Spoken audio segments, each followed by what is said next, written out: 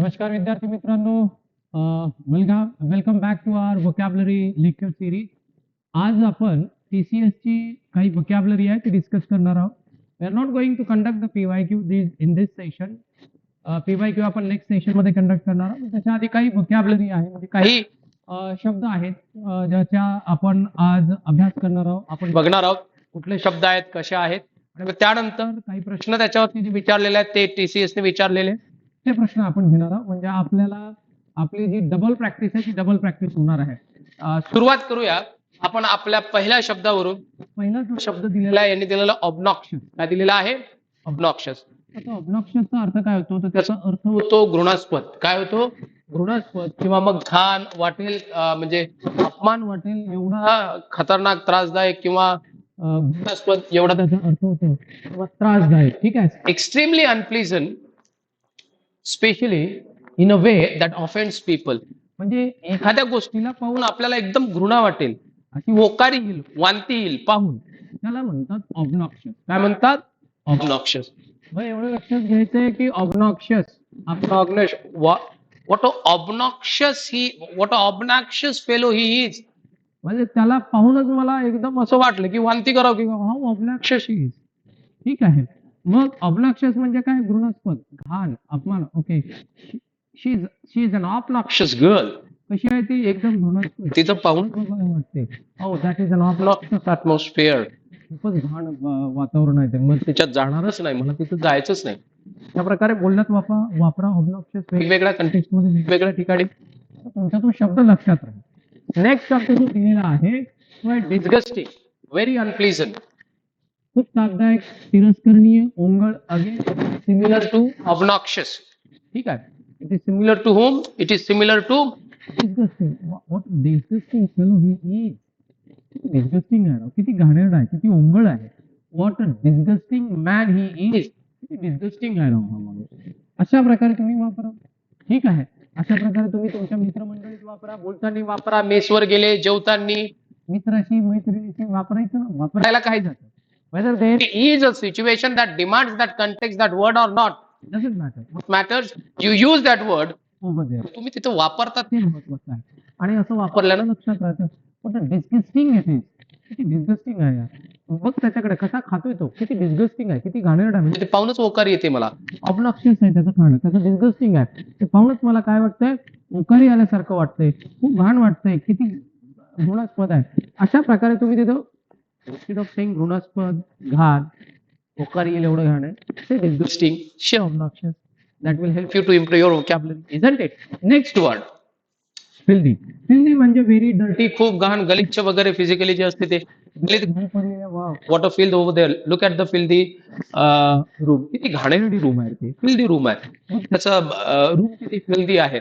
मग ते किती फिल्दी आहे, ते गली किती घाण आहे, ते रूम किती घाण आहे, त्याचं घर किती घाण आहे. फिल्दी हा शब्द तुम्ही तिथे वापरू शकता, लक्षात घ्यायचं आहे. फिल्दी म्हणजे सुद्धा घाण. फिल्दी म्हणजे एखादी गोष्ट फिजिकली घाण असणे. आणि डिस्गस्टिंग किंवा ऑब्नॉक्शियस म्हणजे काय? ते पाहून तुम्हाला ओकारी येणे. दोन्हीही वेगळ्या गोष्टी आहेत. म्हणजे एकदम एक्स्ट्रीमली जे अनप्लीझंट इमोशन्स असतात किंवा फिलिंग्स असतात, ते फिलिंग्स येणं म्हणजे डिस्गस्टिंग किंवा ऑब्नॉक्शियस. एवढं लक्षात घ्यायचं. आणि फिल्दी म्हणजे काय? फिजिकली एखादी गोष्ट ज्या वेळेला घाण आहे, व्यवस्थित स्वरूपात मांडलेली नाही, त्याला आपण फिल्दी म्हणतो. म्हणून म्हटलं बघा तिथे रूम इज नॉट डिस्गस्टिंग और obnoxious. It can be filthy और dirty. It can be filthy or dirty, but the behavior of a person can be obnoxious or disgusting. ठीक आहे. I hope you got it. These three words: obnoxious, disgusting and filthy. आता तुमच्यासाठी माझा एक task राहील. ऑब्नॉक्शियसच्या विरुद्धार्थी, डिस्गस्टिंगच्या विरुद्धार्थी आणि फिल्दीच्या विरुद्धार्थीचे शब्द आहे, means antonyms for all this three words. Comment box मध्ये कमेंट करा किंवा मग तुम्ही शोधून काढा. ठीक आहे. आणि नेक्स्ट लेक्चर मध्ये तुम्ही त्या अँटोनिम्सला मला सांगा. ठीक आहे. आज आपण सिनोनिम्स डिस्कस करतोय. सिनोनिम्स म्हटल्यापेक्षा फक्त मीनिंग डिस्कस करतोय. याचे विरुद्धार्थी शब्द तुम्ही शोधून काढा.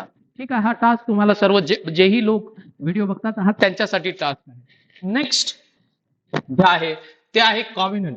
नेक्स्ट जो शब्द काय दिलेला आहे तो काय आहे? कॉव्हेनंट. आता कॉव्हेनंट म्हणजे काय? तर कॉव्हेनंटचा अर्थ होतो की बाबा लीगल अग्रीमेंट. काय होतो याचा अर्थ? लीगल अग्रीमेंट किंवा अ फॉर्मल अग्रीमेंट और प्रॉमिस बिटवीन टू और more people.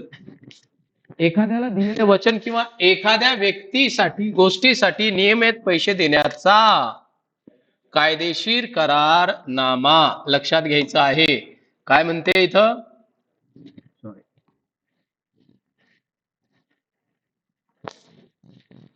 A formal agreement और प्रॉमिस बिटवीन टू और मोर पीपल.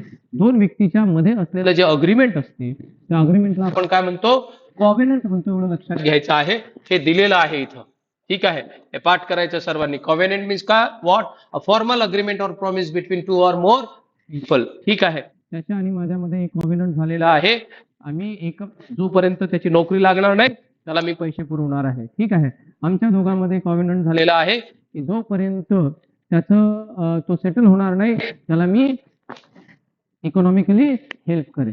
कॉव्हेनंट असा वापरायचा. वापरायला काय जातं? वापरला, पाठ झाला, दॅट्स इट. आणि तेच अल्टिमेट एम आहे या लेक्चरचं. नेक्स्ट जे आहे ते ॲब्रोगेट. ॲब्रोगेट म्हणजे काय? एखादा कायदा रिपील करणे, रद्दबातल ठरवणे म्हणजे काढून टाकणे म्हणजे ॲब्रोगेट करणे. इथं दिलेलं आहे. Repeal or do away with a law, right or formal agreement. एखादं फॉर्मल अग्रीमेंट असेल, राईट अधिकार असेल किंवा एखादा कायदा असेल त्याला काढून टाकणे, त्याला रद्दबातल ठरवणे म्हणजेच काय? तर ॲब्रोगेट. ॲब्रोगेट म्हणजेच काय? तर टू रिपील समथिंग हा त्याचा अर्थ होते. ठीक आहे. आपण बघतो गव्हर्नमेंट बरेचदा बरेचसे लॉ काय करते? ॲब्रोगेट करते. म्हणजे काय करते? रिपील करते. बरेचसे अग्रीमेंट, फॉर्मल अग्रीमेंट कंपनीमध्ये होतात आणि ते म्युच्युअल अंडरस्टँडिंग मध्ये ते काय करतात? त्यांचे फॉर्मल अग्रीमेंट ते ॲब्रोगेट करतात किंवा रिपील करतात. एवढं लक्षात घ्यायचं आहे. कोर्ट सुद्धा बरेचसे कायदे काय करत असते? बरेचसे लॉ काय करत असतं? ॲब्रोगेट करत असतं, रिपील करत असतं. हे लक्षात घ्यायचं आहे. अशाच प्रकारे या शब्दांना सुद्धा काय करायचं आहे? लक्षात ठेवायचं आहे. चला पुढे आपल्या नेक्स्ट काही शब्दांवरती. आपले जे नेक्स्ट शब्द आहेत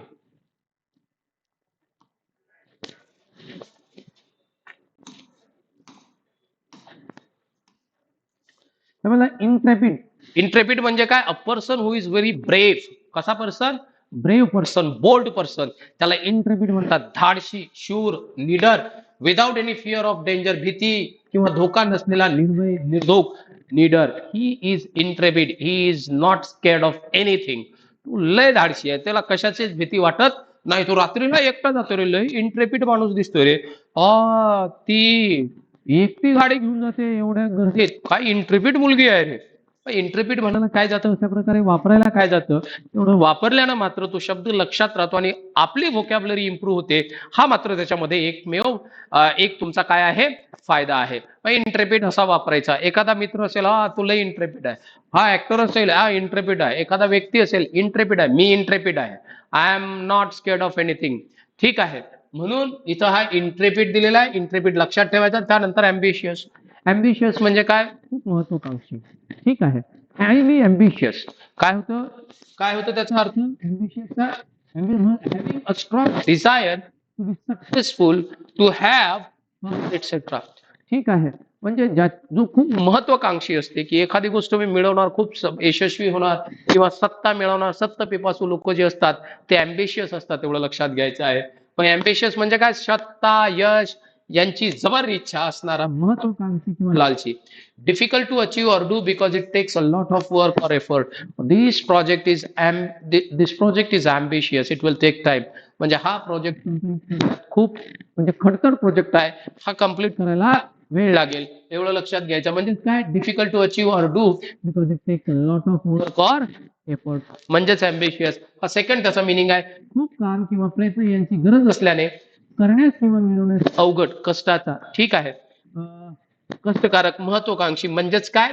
ॲम्बिशियस हा त्याचा अर्थ होतो. चला बोलूया नेक्स्ट आपल्या वर्ड कडे. नेक्स्ट जो आहे तो आहे ग्रँड्युअर. काय आहे तो? ग्रँड्युअर आहे. एवढं लक्षात घ्यायचं आहे. पण ग्रँड्युअर म्हणजे काय? तर ग्रँड्युअर दाखवते त्याची how magnificent the thing is. किती भव्य, किती विशाल आहे हे कोण दाखवत असते आपल्याला? हा शब्द दाखवतो grandeur. The quality of being large and impressive म्हणजेच काय? मोठे आणि भव्य असण्याचा गुण, भव्यता, महानता किंवा विशालता. Look at the grandeur of this palace. बघ काय ग्रँड्युअर आहे या पॅलेसला, काय भव्यता आहे राव.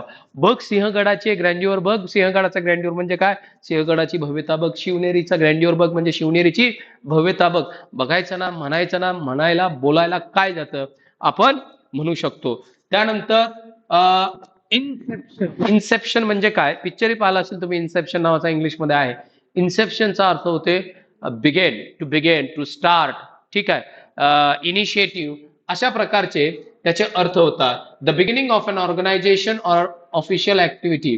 Beginning, start, inception, initiative, onset, outset, आरंभ, सुरुवात करणे, सुरुवात होणे, या अर्थाने इन्सेप्शनला वापरलं जातं.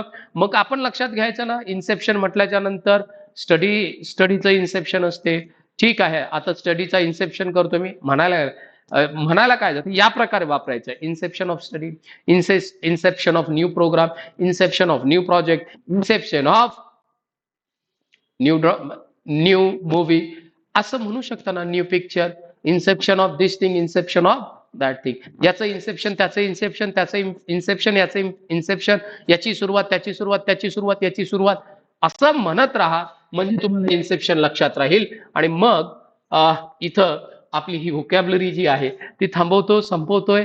आता थोडासा ना मला वेळ कमी भेटतो रेकॉर्ड करण्यासाठी, सकाळपासून दिवसभरापर्यंत माझा शेड्यूल जो पॅक आहे, परंतु त्यातून मला जेवढा वेळ मिळतो तेवढ्या वेळेत तुम्हाला मी जेवढी जास्त व्होकॅब्लरी देता येईल तेवढा देण्याचा प्रयत्न करतो. परंतु एक लक्षात घ्या, हे शब्द घेतो हे सर्व महत्वाचे आहेत, टीसीएस साठी महत्वाचे आहेत. त्यानंतर आणखी टीसीएस चे लेक्चर होतील, काही आयबीपीएस चे होतील, परत काही कंबाईनचे होतील, एमपीएससी चे होतील. जेवढ्या एक्झामची व्होकॅब्लरी मला इथं कंडक्ट करता येईल तेवढ्या एक्झामची मी व्होकॅब्लरी कंडक्ट करणार आहे. Thank you very much guys, see you in the next lecture.